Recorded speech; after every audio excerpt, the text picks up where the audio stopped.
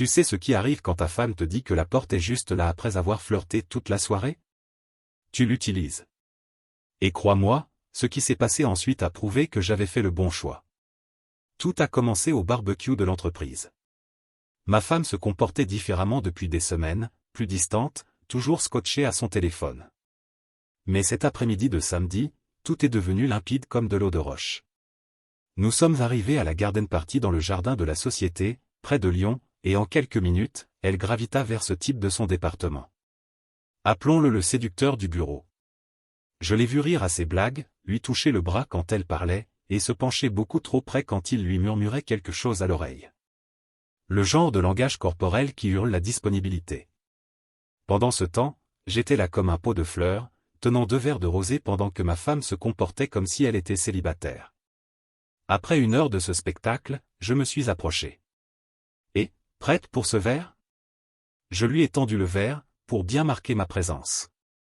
Elle m'a à peine jeté un coup d'œil, a pris le verre et s'est immédiatement retournée vers lui. « Oh, voici mon mari », a-t-elle dit comme si j'étais un lointain cousin qu'elle devait mentionner. Le type m'a donné une poignée de main molle et un sourire en coin. Vous savez le genre, celui qui pense que les femmes mariées sont juste un défi différent. Votre femme m'a parlé de son nouveau projet, a-t-il dit. Ça a l'air passionnant. Quel projet, ai-je demandé, vraiment curieux car elle ne m'en avait pas touché mot. La campagne marketing pour la retraite bien-être dans les Alpes. Elle a enchaîné vite fait. Je t'en ai parlé la semaine dernière. Elle ne l'avait pas fait, mais j'ai laissé couler et j'ai essayé de me joindre à la conversation. À chaque fois que je parlais, elle m'interrompait ou changeait de sujet. Quand j'ai commenté la musique, un mélange de chansons françaises et de hits estivaux, elle a levé les yeux au ciel. Quand j'ai suggéré qu'on aille voir le buffet, elle a dit « On vient d'arriver ».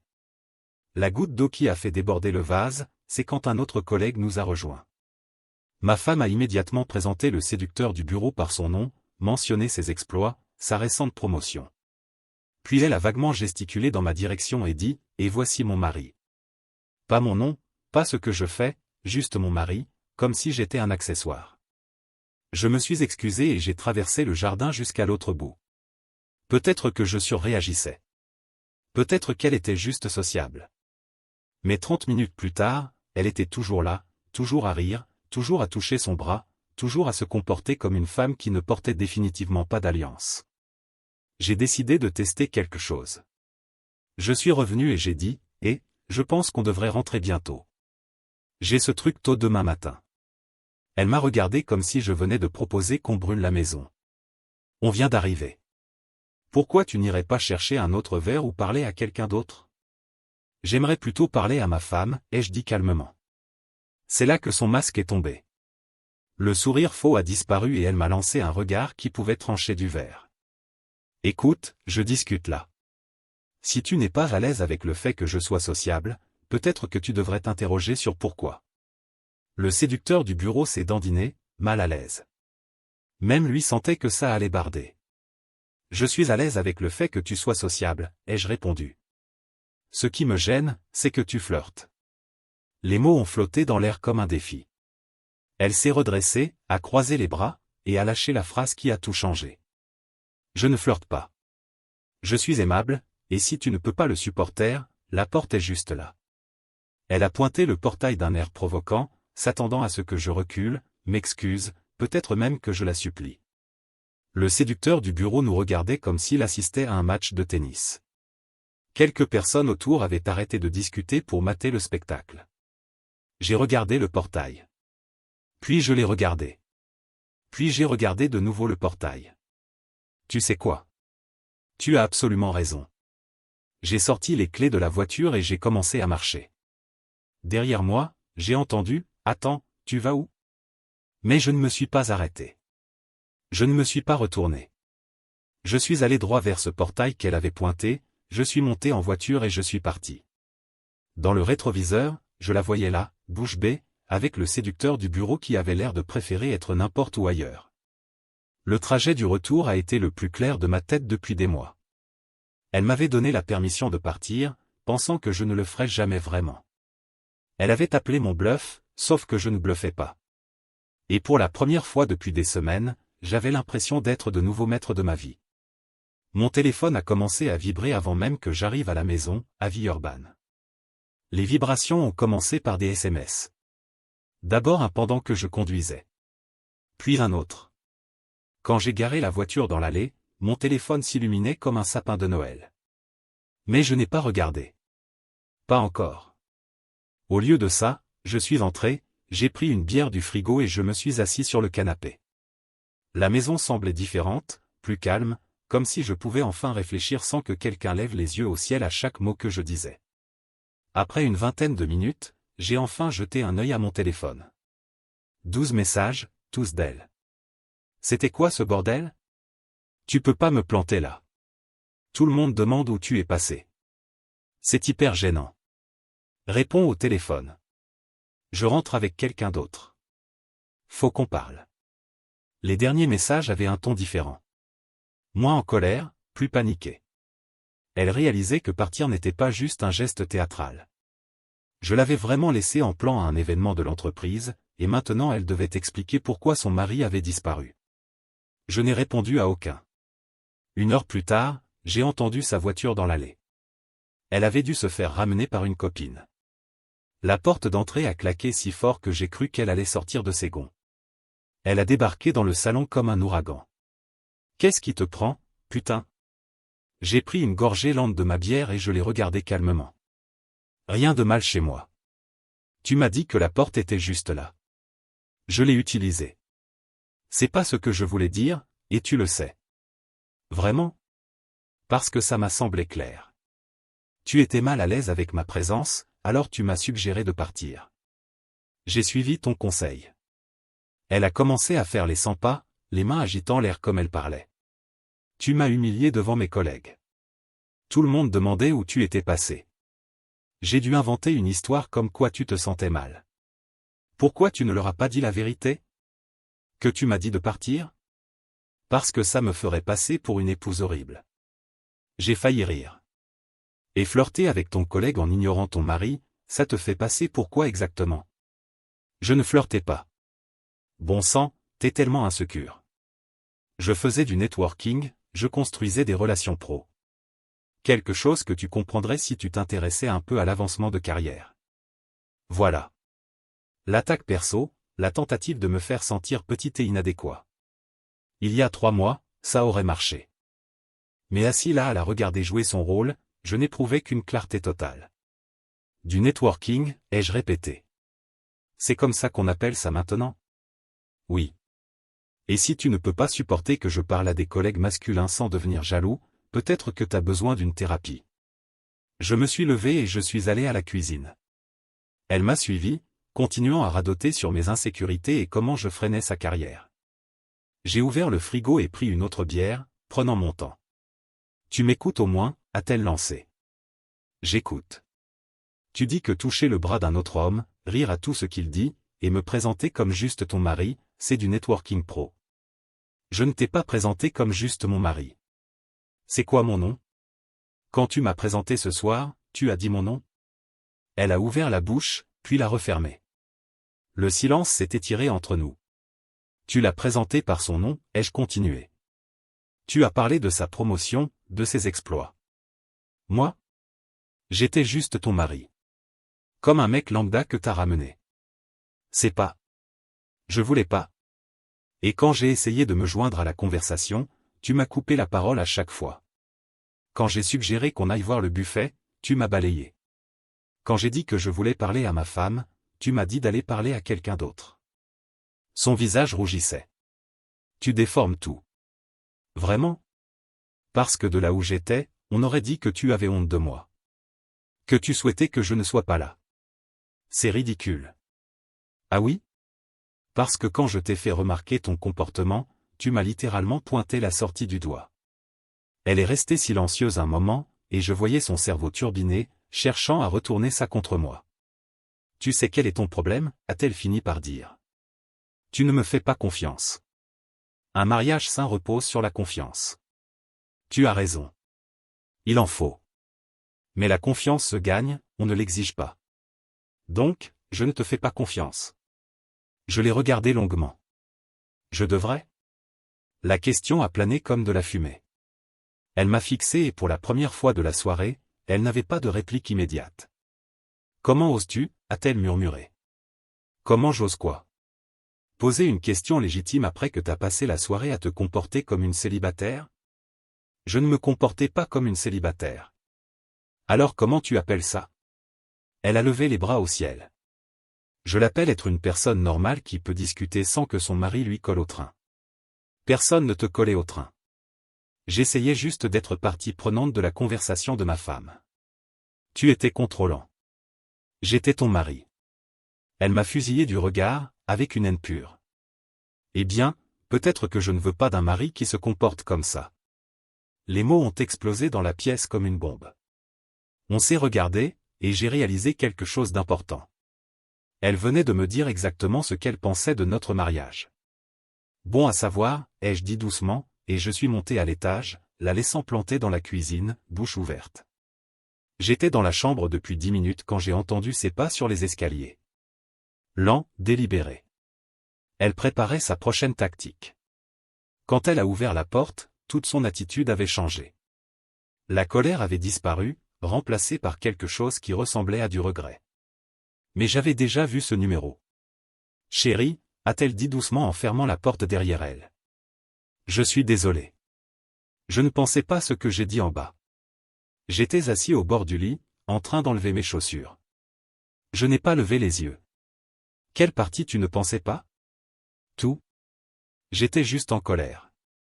Tu sais, je ne réfléchis pas clairement quand je suis contrarié. Donc, tu veux bien un mari qui se comporte comme ça? Elle s'est assise à côté de moi, tendant la main vers la mienne. Je te veux, toi. Je nous veux. Je sais pas ce qui m'a pris ce soir. J'ai retiré ma main et je me suis levé. Ce qui t'a pris, c'est 3 heures de flirt avec un autre homme. C'était pas du flirt. Le masque a glissé une seconde avant qu'elle se reprenne. Je veux dire, je peux comprendre que ça ait pu y ressembler pour toi, mais c'était vraiment pas. Tout comme me dire de partir, c'était pas vraiment me dire de partir. Elle s'est levée et s'est approchée. J'étais embarrassé. Tu m'as mise dans une position gênante devant mes collègues. J'ai existé, j'ai eu l'air jaloux, j'ai rendu évident que je ne te faisais pas confiance. Je me suis tourné vers elle. Tu m'as ignoré toute la soirée. Quand j'ai essayé de me joindre à ta conversation, tu m'as coupé. Quand je t'ai demandé de me présenter correctement, tu m'as balayé. Quand je t'ai dit que ton comportement me mettait mal à l'aise, tu m'as dit de partir. À quel moment j'aurais dû faire semblant que tout allait bien? Elle est restée silencieuse un instant, puis a essayé une autre approche. Tu as raison. J'aurais dû être plus attentionné, mais tu dois comprendre, le networking est important pour ma carrière. Je peux pas m'inquiéter de comment chaque interaction te paraît. Personne te demande de t'inquiéter pour chaque interaction. Je te demande juste de ne pas flirter avec d'autres hommes. Je ne flirtais pas, tu le touchais, tu riais à tout ce qu'il disait, tu te penchais vers lui quand il te chuchotait, tu te tenais dos à moi pendant 2 heures à lui parler. C'est juste comme ça que je suis avec les gens. Je suis naturellement amical. Tu es amical comme ça avec les femmes? Elle a hésité. Qu'est-ce que tu veux dire? Tu touches tes collègues femmes comme tu l'as touché? Tu ris à leurs blagues de la même façon? Tu te penches quand elles parlent? Une autre pause. Plus longue. C'est différent. Comment? C'est juste comme ça? Je suis allé à la commode et j'ai commencé à me préparer pour la nuit. Tu sais quoi? Tu as raison. C'est différent. Et c'est exactement le problème. Elle m'a suivi, sa voix montant. Donc, qu'est-ce que tu dis? Que je peux pas parler à des hommes? Que je dois te demander la permission avant de discuter? Je dis que quand on est marié, on ne se comporte pas comme un célibataire. C'est aussi simple que ça. Je ne me comportais pas comme une célibataire. Alors comment tu te comportais? Elle n'a pas répondu. J'ai sorti un t-shirt et commencé à me changer. Elle me regardait, et je voyais les rouages tourner dans sa tête. Elle manquait d'arguments et passait en mode panique. Écoute, a-t-elle dit, la voix plus douce. Peut-être que je me suis laissé emporter. Peut-être que j'étais un peu trop amical, mais ça veut rien dire. T'es celui que j'ai épousé. T'es celui avec qui je rentre ce soir. Tu es rentré pour me hurler dessus parce que j'ai quitté une fête où tu m'as dit de partir. J'étais en colère. J'ai dit des choses que je ne pensais pas, tu les pensais quand tu as dit que peut-être tu ne voulais pas d'un mari comme moi. Elle est restée silencieuse longtemps. J'étais contrarié. Ce n'est pas une réponse. Non, je ne le pensais pas, tu es sûr? Parce que tu semblais convaincu sur le moment. Elle s'est approchée, tendant de nouveau la main vers moi. J'en suis sûr. Je t'aime. Je t'ai épousé. Je veux arranger les choses. Je me suis reculé. Arranger les choses demanderait que tu admettes ce que tu as fait de mal. Et tu refuses. Je viens de le faire. Non? Tu as dit peut-être que je me suis laissé emporter. Peut-être que j'étais trop amical. C'est pas la même chose qu'admettre que tu flirtais et que tu m'as dit de partir quand je t'ai fait remarquer. Son visage rougissait de nouveau. D'accord. Peut-être que j'ai un peu flirté, mais ça voulait rien dire. Ça voulait dire quelque chose pour moi. Eh bien, peut-être que tu es trop sensible. Et voilà, encore. La vraie elle qui ressortait quand elle s'énervait. Je n'étais pas surpris. Tu sais quoi, ai-je dit calmement. Peut-être que je suis trop sensible. Peut-être que la plupart des maris s'en ficheraient que leur femme se comporte comme ça. Peut-être que la plupart des maris ne se formaliseraient pas d'être balayés et irrespectés toute la soirée. Exactement. Mais je ne suis pas la plupart des maris. Et si tu veux un mari qui s'en fiche de ça, t'as épousé le mauvais gars. Elle m'a fixé, et j'ai vu le moment où elle a réalisé son erreur. Elle venait d'admettre que son comportement était normal, ce qui signifiait qu'elle me voyait comme le problème. Je voulais pas dire ça, a-t-elle dit vite. Si, tu l'as dit. Et ça me dit tout ce que j'ai besoin de savoir. Je suis passé devant elle vers la salle de bain. Je vais prendre une douche. Quand je sors, je ne veux pas continuer cette conversation. On peut pas juste arrêter d'en parler. On n'en parle pas. Tu justifies, et j'explique pourquoi c'est mal. C'est pas une conversation. J'ai fermé la porte de la salle de bain et ouvert l'eau. À travers la porte, je l'entendais faire les 100 pas dans la chambre. Quand je suis sorti 20 minutes plus tard, elle était assise sur le lit, l'air vaincu. Et maintenant, qu'est-ce qui se passe, a-t-elle demandé doucement. Je l'ai regardé longuement. Maintenant, tu décides quelle femme tu veux être, et je décide quel mari je suis prêt à être. Qu'est-ce que ça veut dire? Ça veut dire que les choses vont changer ici. Je me suis couché et j'ai éteint la lumière. Elle est restée assise dans le noir un moment avant de s'allonger à côté de moi, mais elle n'a rien dit de plus, et moi non plus. Le lendemain matin, je me suis réveillé dans un lit vide. Elle était déjà en bas, probablement en train de peaufiner sa version des faits du barbecue. Je l'entendais au téléphone, sa voix portant ce ton faux concerné qu'elle utilisait quand elle voulait de la compassion. Je sais pas ce qui lui arrive en ce moment, disait-elle. Il est tellement contrôlant et jaloux. Hier soir, il a fait toute une scène juste parce que je parlais à un collègue. Je me suis habillé en silence et j'ai écouté depuis le haut des escaliers. Elle parlait à sa sœur Sophie. Non, je ne flirtais pas. Tu me connais, je suis juste amical. Mais il s'est comporté comme si je me jetais sur le mec. C'était hyper embarrassant. Je suis descendu et elle a immédiatement baissé la voix. Écoute, faut que j'y aille, mais ouais, je pense qu'il a besoin d'aide pro.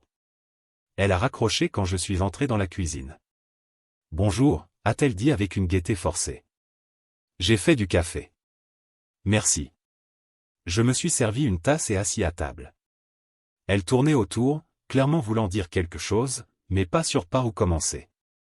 Donc, je me disais, a-t-elle commencé, peut-être qu'on devrait voir un conseiller conjugal, travailler sur ses problèmes de confiance. Ses problèmes de confiance.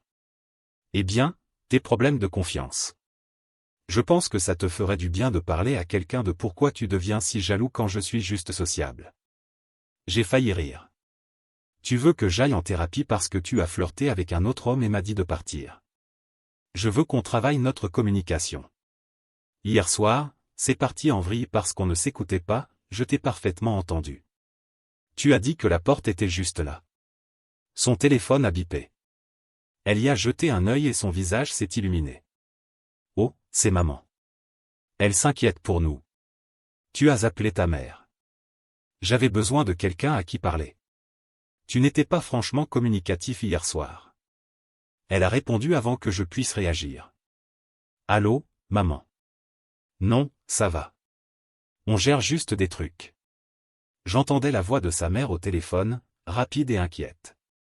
Ma femme est allée dans le salon, mais j'entendais encore des bribes. Il est vraiment contrôlant ces temps-ci. Non, je n'ai rien fait de mal. Juste parler à un collègue. Je sais pas pourquoi il est si insécure. J'ai fini mon café et je suis parti vers la porte. En passant par le salon, elle a couvert le téléphone. Tu vas où? Travailler sur des trucs dans le garage. Faut qu'on en parle. Non, on n'en parle pas. Tu gères parfaitement en appelant tout le monde pour leur dire à quel point je suis déraisonnable. Je suis sorti et j'ai commencé à ranger des outils qui n'en avaient pas besoin. Mais ça me donnait de l'espace pour réfléchir. Elle jouait la victime, me peignant en mari jaloux et contrôlant.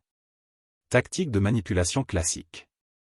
Faire croire à tout le monde que le problème vient de moi, pas de son comportement. Mon téléphone a sonné. Numéro inconnu. Allô. Salut, c'est Luc du barbecue d'hier. Luc était le beau-frère de Marie, marié à sa sœur Sophie. Sympa, mais facilement influençable par les drames familiaux.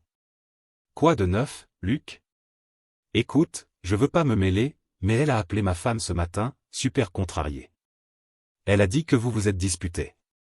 On a eu un désaccord sur le fait qu'elle parle à un mec du boulot, sur le fait qu'elle flirte avec un mec du boulot, puis me disent de partir quand j'en ai parlé. Pause. Elle a dit que tu étais jaloux parce qu'elle faisait du networking. C'est comme ça qu'elle l'appelle? Ouais. Écoute, je sais qu'elle peut être un peu extravertie, mais elle a toujours été comme ça. Ça veut rien dire. Ça veut dire quelque chose pour moi. Je pige, mais peut-être que tu pourrais lui lâcher la grappe. Elle est vraiment chamboulée. J'ai failli raccrocher. Luc, laisse-moi te poser une question. Si ta femme passait 3 heures à t'ignorer à une fête, à flirter avec un autre homme, et te disait que la porte est juste là quand tu te plaignais, tu ferais quoi? Une autre pause. Plus longue. Je sais pas. C'est différent.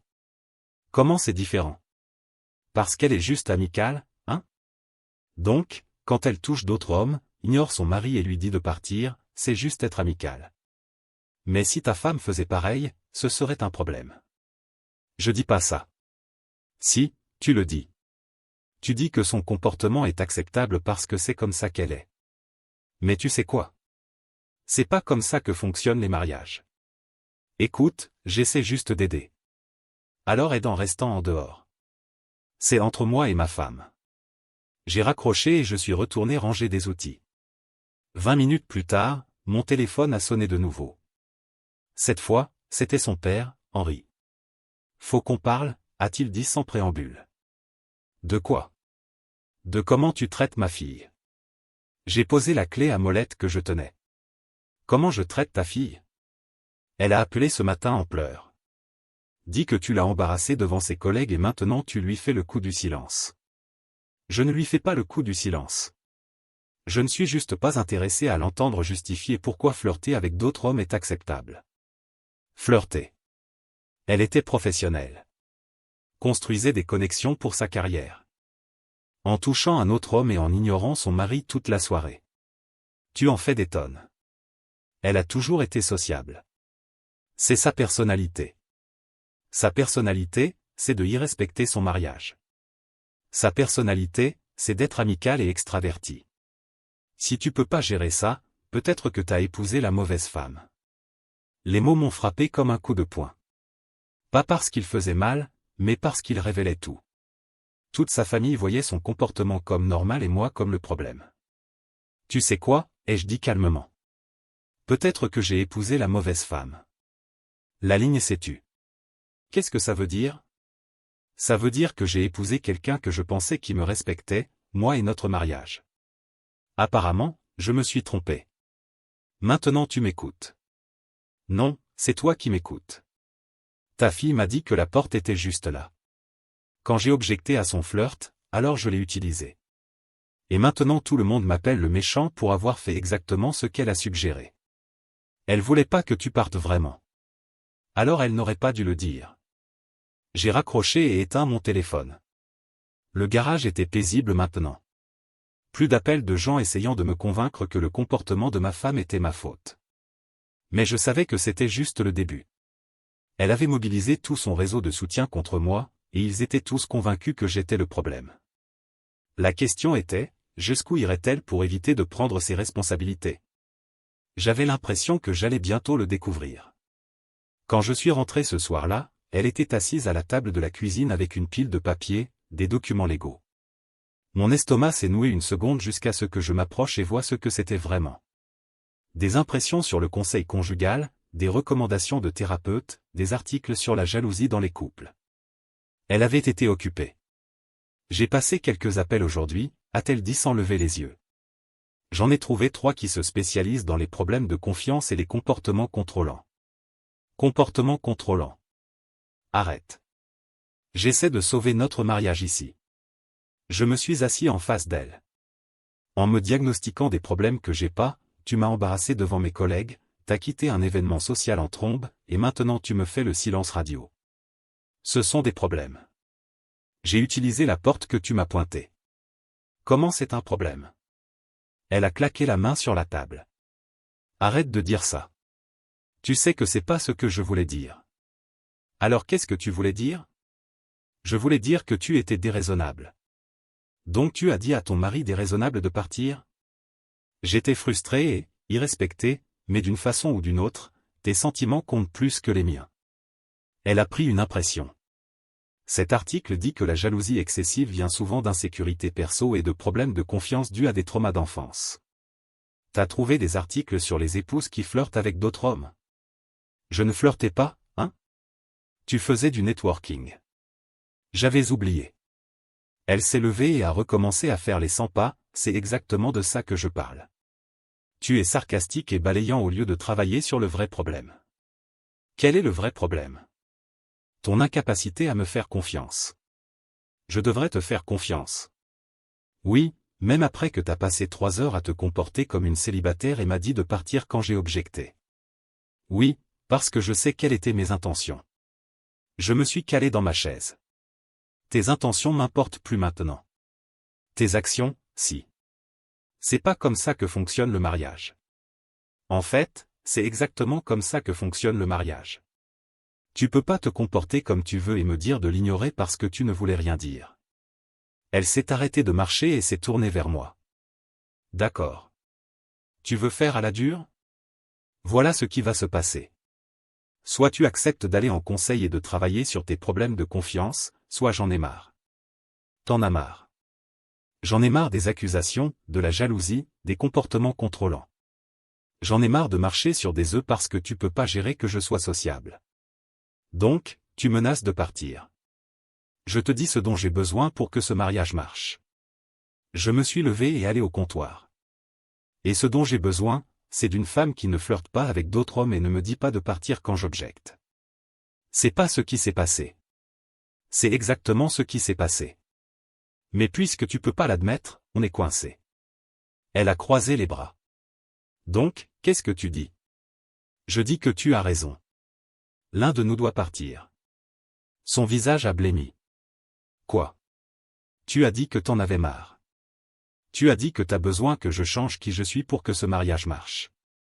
Mais je change pas. Je vais pas en thérapie pour réparer des problèmes que j'ai pas.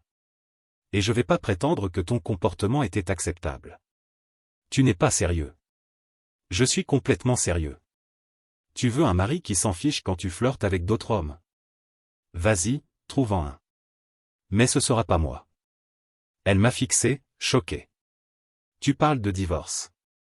C'est toi qui as dit que t'en avais marre. Je fais juste d'accord avec toi. Je voulais pas. Je voulais juste te faire entendre raison. Raison? Tu penses qu'il est raisonnable de me demander d'ignorer le comportement inapproprié de ma femme? C'était pas inapproprié. Alors on a définitivement besoin de divorcer. Les mots ont plané entre nous. Elle avait l'air de s'être pris une gifle. Tu peux pas être sérieux. Pourquoi pas? Tu ne me respectes pas. Tu penses pas que ton comportement était mal. T'as passé la journée à appeler tout le monde pour leur dire à quel point je suis horrible. Tu viens de menacer de me quitter si je ne vais pas en thérapie pour des problèmes que t'as inventés. Pourquoi on devrait rester mariés? Parce que je t'aime. Vraiment? Parce qu'hier tu m'as dit que peut-être tu voulais pas d'un mari comme moi. Aujourd'hui tu menaces de partir si je change pas. Demain tu seras en colère pour autre chose. C'est un schéma. Elle a commencé à pleurer. Tu vas vraiment jeter 5 ans de mariage pour une dispute stupide? C'est pas moi qui jette. C'est toi. Tu l'as jeté quand tu as choisi de flirter avec un autre homme au lieu d'être ma femme. J'ai fait une erreur. Non, tu as fait un choix. Et quand je t'ai fait remarquer, tu en as fait un autre. Tu as choisi de me dire de partir. Je pensais pas que tu le ferais vraiment. C'est le problème. Tu pensais que tu pouvais me traiter comme tu voulais parce que je n'aurais jamais le cran de partir. Elle sanglotait. S'il te plaît, fais pas ça. On peut t'arranger. Je ferai mieux. Vraiment? Ou tu seras juste plus prudente dans ton flirt? Je ne flirterai pas, tu admets toujours pas que tu flirtais au départ. D'accord. Je flirtais. T'es content maintenant? Non, je suis pas content. Je suis déçu et j'en ai marre. Je suis allé vers les escaliers. Derrière moi, elle pleurait plus fort. Tu vas où? Emballer des affaires. Je dors ailleurs pendant qu'on règle les détails. Quels détails? Les détails du divorce. Tu peux pas juste partir. Je me suis retourné. Tu m'as dit que la porte était juste là. Je l'utilise encore. Et je suis monté, la laissant pleurer dans la cuisine. J'ai passé les 3 jours suivants chez mon frère. Elle appelait sans arrêt, textotait toutes les heures. Laissait des messages vocaux allant de la colère au désespoir au marchandage. C'est de la folie. Tu surréagis. Rentre s'il te plaît. On peut t'arranger. J'ai vu un avocat. Tu sais combien ça va nous coûter? Je suis prête à aller en conseil aussi. On peut tous les deux bosser sur nos problèmes. Je n'ai répondu à rien. Le jeudi, elle s'est pointée à mon bureau. Mon assistante m'abusait. Votre femme est là. Elle dit que c'est urgent. J'ai soupiré. Fais-la entrer. Elle est entrée dans mon bureau, l'air de ne pas avoir dormi depuis des jours. Cerne noire, cheveux en queue de cheval bâclés. Elle s'est assise en face de mon bureau sans y être invitée. Faut qu'on parle. On a parlé. Tu as menacé de partir si je n'allais pas en thérapie pour des problèmes que t'as inventés. J'ai appelé ton bluff. Je bluffais pas. J'étais désespéré. Tu ne m'écoutais pas, j'ai écouté tout ce que tu as dit. Le problème, c'est que t'as pas aimé mes réponses. Elle s'est penchée en avant. Je sais que j'ai fait des erreurs. Je sais que j'ai mal géré, mais jeter notre mariage pour une soirée, c'est dingue. C'est pas pour une soirée.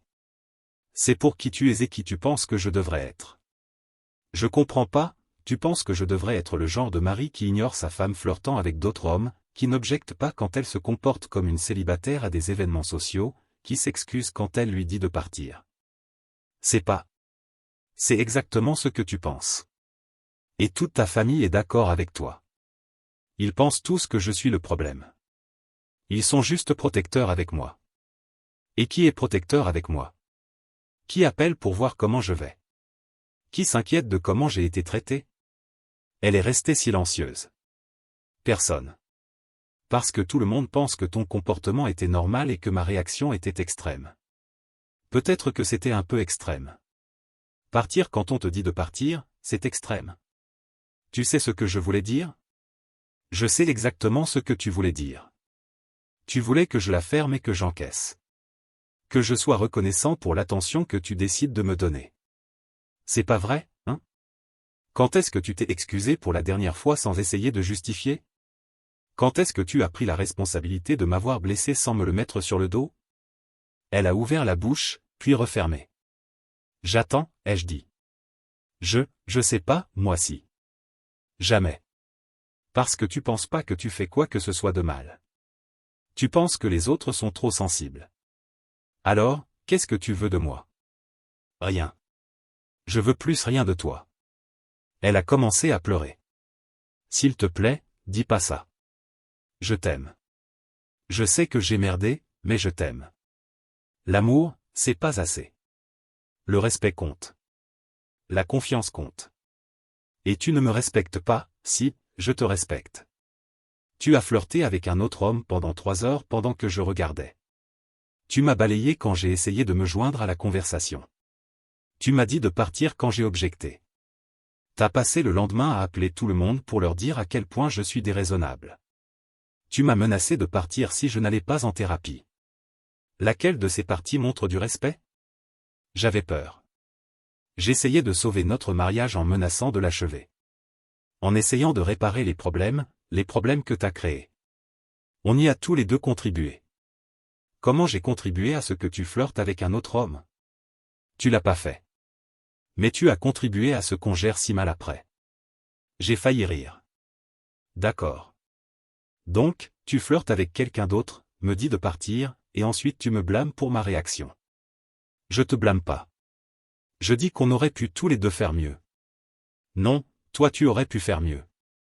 Moi, j'ai fait exactement ce qu'il fallait. Donc, c'est tout. T'es juste marre. Je suis marre de prétendre que c'est ma faute. Je suis marre de prétendre que ton comportement était acceptable.